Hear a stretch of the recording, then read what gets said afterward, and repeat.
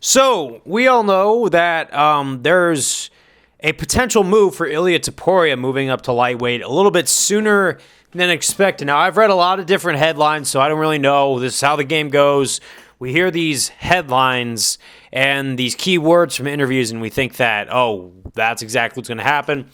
We'll always have to wait and see. Now, honestly, my personal hope, Ilia Topuria stays at featherweight for a couple more fights. I remember reading one headline that said that Ilia Topuria has like 3 good fights, and you know why that works? Because then you could fit Movsar and Diego Lopez in there, and those are the 2 guys who should move up to fight Ilia Topuria. Diego Lopez probably next after Volkanovski if, Volkanovski still happens. But I really think you could either have Diego Lopez or you could have Movsar come in. I think Diego Lopez is a little more deserving just because his fights have just been a little bit more dominant, and his career at featherweight has taken off a little bit more than Movsar's right now. Diego Lopez has created a lot of buzz. Now, obviously, they could run that back in the winner fights, or the loser goes back, fights someone else, and then has a bounce-back fight. All good. But if the 3-fight rule that's going on, or that I read about, was talking about, that's accurate, Diego Lopez, Movsar, and maybe another Volkanovski fight. Now, honestly, I don't even know why Volkanovski's fighting Ilia Topuria again, if that happens. I think that, that would just be doing Volkanovski even bigger of a disservice, because everybody who's a fan of Volk knows he has been the dominant featherweight champion for a very long time. But the problem with being the guy that always steps up to fight everybody, anywhere, anytime, it's good for a while, but eventually he burns out. His chin's not what it was, and we're starting to see a downfall kind of Volkanovski. Now, do I say that he can't win any fights? No, but do I think if he goes up to Ilia Topuria again and tries to fight again, even with time off, I think we're going to see another Volkanovski KO, and I don't really want to see 3 Volkanovski KOs all in the same time. And, some part of that is on Volkanovski, because Volkanovski did take that Islam fight on a week's notice, which was just a bad, call on his part. Shows his courage, but Islam's not the guy you could take on a week's notice and expect good results from. I'm not surprised by the results of that second fight. In fact, if he would have just waited for someone for the next round or something like that, he probably could have had a full camp, and we probably would have been seeing a way different trajectory of his career. It's happened before, though. But speaking of Volkanovski and Diego Lopez, there's also a rumor that if Ilia Topuria wants to move up to lightweight sooner, Diego Lopez versus Volkanovski for the featherweight belts. Now, I honestly think Diego Lopez could move up to fight Volkanovski. I think, honestly, right now, you are doing Volk a little bit of a disservice.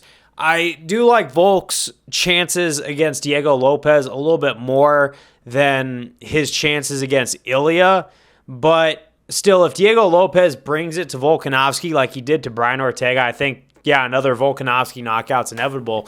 I mean, what would be good for Volkanovski would just be to hang back, and I would honestly say if that were to happen, Diego Lopez versus Movsar would definitely be a good title fight, just a vacant title shot for Diego and Movsar to run it back, go 5 rounds instead of 3, and really see who's made out of what.